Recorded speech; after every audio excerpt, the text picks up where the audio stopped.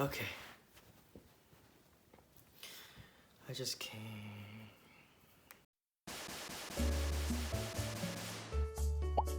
Hello and welcome back everyone to another episode of Frick Frack to Six Pack, and I know that it's been a while. My cadence with uploading content hasn't been as frequent as I really wish it could be, but life happens.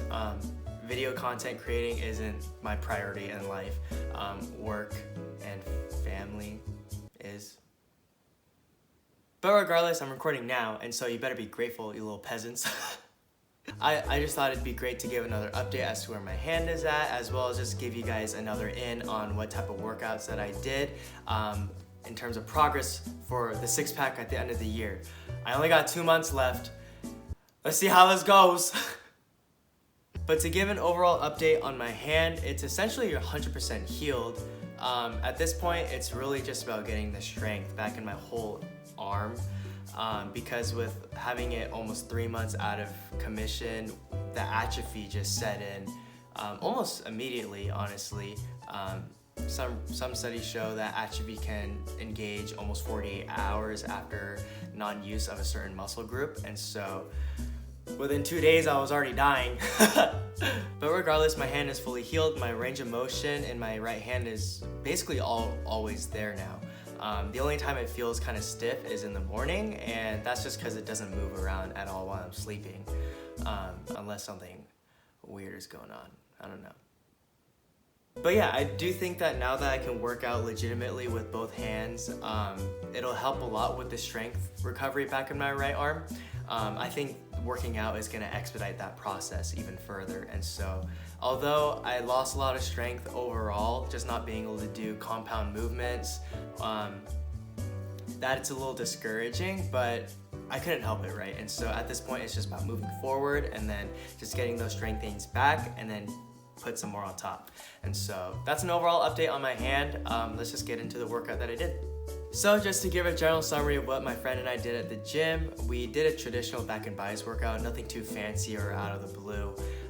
But in this workout, I could definitely tell how weak my right arm in general has gotten. The atrophy is just so real.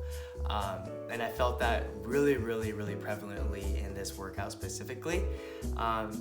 But yeah, we started off with lat pull downs, and there's nothing special or unique that we did about this exercise, just traditional lat pull downs. For me, the main things that I like to focus on while doing lat pull downs is trying to keep my core tight and then having a good breathing cadence. Having a good breathing cadence, I feel like, is really important in every exercise that someone should do. You don't want to just be breathing in the middle of a movement. You want to make sure that you're being smart about when you inhale, when you exhale, and everything. And so for me, I like to give a deep breath in at the top of the workout, pull, and then as I'm releasing, I'll hiss out my breaths, kind of like exactly like that. But yeah, another thing I like to focus on is just making sure that I'm feeling my lats contract in the exercise. I feel like people just like to do the motions of a workout and then they think, oh man, I feel so good. I'm feeling myself. The next exercise that we did was just traditional barbell curls. And I guess this is where, if you wanted to say anything unique about this workout, was we switched off between a back workout, then a bicep workout, then back to another back exercise. And so I never really do my workouts like that. I like to just stick with one muscle group, hit it from different angles, and then move on to the next muscle group if I have another one for that day. But this was a nice switch. It was fun, but doing these barbell curls made me realize how weak my arm has really gotten. And he also filmed on my right side, and that's my small arm right now, dude. Why'd you do that? I'm trying to look good for camera. But yeah, when it came to the barbell curls, there's not really anything magical to say about it. You're just going up and down, just like every other exercise in the world. But I guess it's really focusing on contracting and squeezing the bicep at the top, and then having a controlled descent for me was really important. I don't want to just be flailing my body back and forth and not actually getting a genuine contraction in my arms. So that was what the main focus was. We went pretty heavy on every exercise, I would say, at this point. And so for me just to even crank out like 6 or 8 was really tough. I could definitely tell my left arm was starting to compensate towards the end of the sets because my right arm is still very weak. And that was one thing that I did notice was maybe I should switch over to unilateral movements more when it comes to my arm and any other upper body exercise, just because if I can get a genuine contraction, even if it's with a lighter weight within a unilateral exercise, I feel like that would be more beneficial, but we'll see. We then moved on to high to low machine rows, and so another focus on the lats, hitting it at a high angle that swoops down low. And normally I don't really do this exercise, so it was a nice change of pace. Also, I never really use the machines that much. I usually tend to stick to free weights and cables. The machines I don't really touch. There's a lot of dust on them. That gross.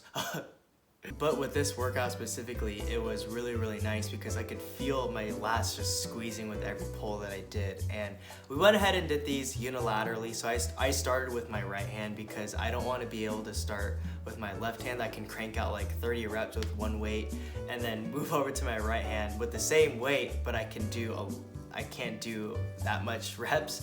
And so I feel like being fair with my body, starting with my right hand, which is the weaker side right now, and doing a certain amount of reps on that side and then being equal on the other side was the smartest thing for me, at least in this instance.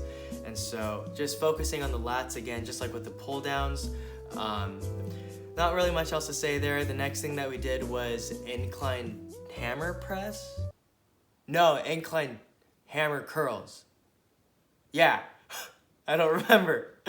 But yeah, I learned that doing curls on an incline can actually increase the range of motion a little bit, and because there's more degrees that you have to go through, it makes the workout harder. And so doing curls in general was difficult, but doing an incline made it a lot harder, and you know, the challenge is good. Keep them coming, challenges. I think we went pretty light actually. We tried to do high volume with these hammer curls. Man, these dumbbells look really small. They're really heavy, I promise. But we did a good amount of volume with the hammer curls. I think we went up to like 15 reps, did around 4 sets. Our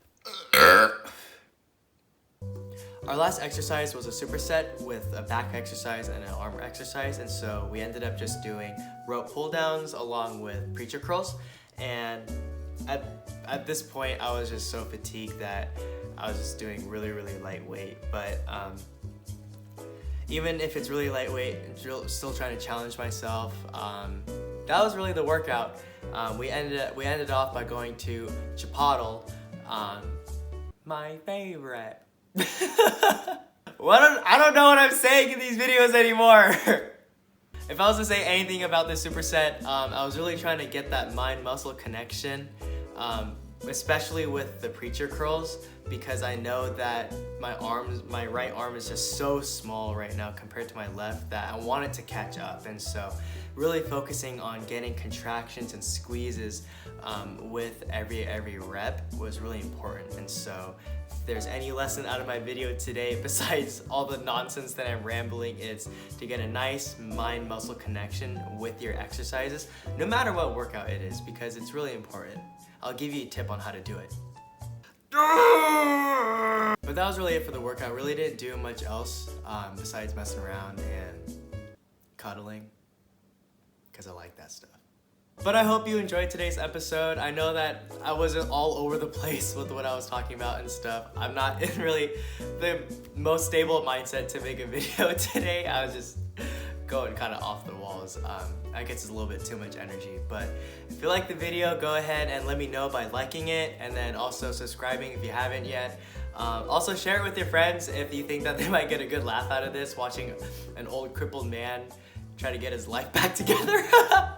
But yeah, there's not really much else to say for me, and I'll catch you guys next time.